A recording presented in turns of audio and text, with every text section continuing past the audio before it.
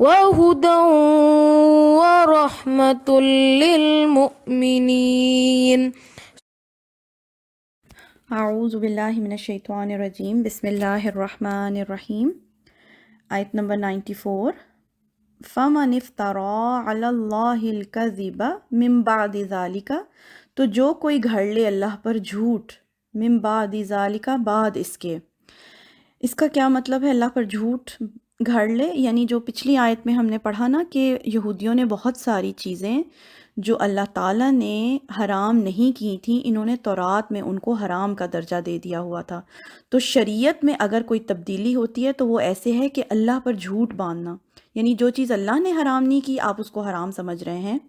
جو شریعت ہے اور جو دین ہے وہ تو آسمان سے آتا ہے، اللہ تعالیٰ شریعت کے اصول بناتے ہیں، کوئی بھی اس میں تبدیلی نہیں کر سکتا۔ تو حضرت یعقوب علیہ السلام کی کوئی ذاتی احتیاط کی وجہ سے وہ جس چیز سے پرہیز کر رہے تھے، تو بعد میں آنے والے لوگوں نے اس کو تورات کا حصہ بنا دیا، اس کو حرام کر دیا، چیز کو وہ اصلاً حرام نہیں تھی۔ تو یہ ایسے ہی ہے کہ اللہ پر جھوٹ باندھنا، تو اللہ کہہ رہے ہیں قرآن جب وضاحت کر دیتا ہے، تصحیح کر دیتا ہے اس بات کی، اس کے باوجود اگر کوئی اس بات پر اڑا رہے کہ جو حرام چیزیں انہوں نے تورات میں لکھی ہوئی وہی حرام ہے، اور پھر اس کا سرا یہ جوڑیں بھی حضرت ابراہیم علیہ السلام کی شریعت کے ساتھ، تو اللہ کہتے ہیں فَأُولَٰئِکَ هُمُ الظَّالِمُونَ، تو یہی وہ لوگ ہیں جو ظالم ہیں۔ تو تھوڑی سی بات جو ہے یہ سمجھ لیتے ہیں کہ تورات میں بہت ساری چیزیں حرام لکھی ہوئی ہیں جو کہ اصلاً حضرت ابراہیم علیہ السلام کی شریعت میں حرام نہیں تھیں۔ تو کہا جاتا ہے 3 قسم کی حرمات ہیں، جو حرمتیں ہیں جو تورات میں لکھی گئی ہیں جو کہ حضرت ابراہیم کی شریعت میں نہیں تھیں۔ وہ سمجھ لیتے ہیں کہ کیسے انہوں نے ان کو حرام کا درجہ دیا۔ ایک تو کہتے ہیں کہ ان کے جو فقہا اور عالم لوگ تھے وہ دین میں بہت منہ شگافیاں کرتے تھے، اپنے اپنے فتوے دیا کرتے تھے، اور انہوں نے اپنے فتوے میں کسی چیز کو حرام ٹھہرایا، بعد میں یہ فتویٰ تورات میں شامل ہو گیا، اس کا حصہ بن گیا، یعنی شریعت ہی بدل دی، وہ اس طرح سے حرام ہو گئی چیز۔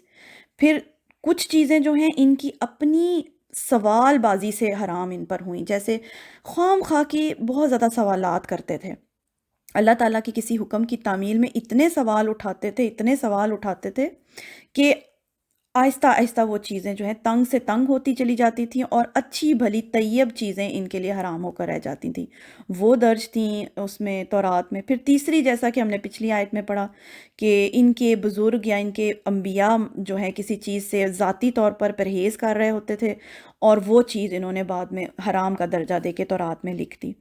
اچھا، یہ تو حرمتیں تورات میں پائی جاتی ہیں، لیکن ان کے یہودیوں کے صحیفوں میں یہ بات بھی درج تھی، یہ پیشن گوئی بھی موجود تھی کہ جب آخری پیغمبر صلی اللہ علیہ وآلہ وسلم آئیں گے تو وہ یہود کے لیے تمام طیبات کو حلال کر دیں گے۔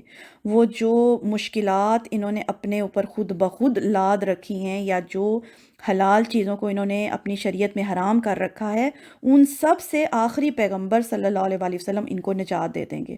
اور ہوا بھی ایسے ہی، قرآن آیا، ہر چیز کو کلیریفائی کر دیا گیا۔ لیکن جو لوگ اس وضاحت پر پھر بھی اڑے رہیں کہ جن چیزوں کو انہوں نے حرام ٹھہرا رکھا ہے وہی حرام ہیں، اور وہی ابراہیم علیہ السلام کی ملت میں بھی حرام تھیں، تو اللہ تعالیٰ کہہ رہے ہیں تو وہ لوگ جو ہیں اللہ پر جھوٹ باندھتے ہیں، اور وہی لوگ اصل میں ظالم ہیں۔ ان سے بڑا ظالم کون ہو سکتا ہے جو اللہ کی شریعت کو نہ میں تبدیلی کرے؟ تو یہ اس آیت میں بتایا جا رہا ہے۔ انشاءاللہ آگے چلیں گے۔ سبحانک اللہم و بحمدک، اشہد ان لا الہ الا انت، استغفرک و اتوب الیک۔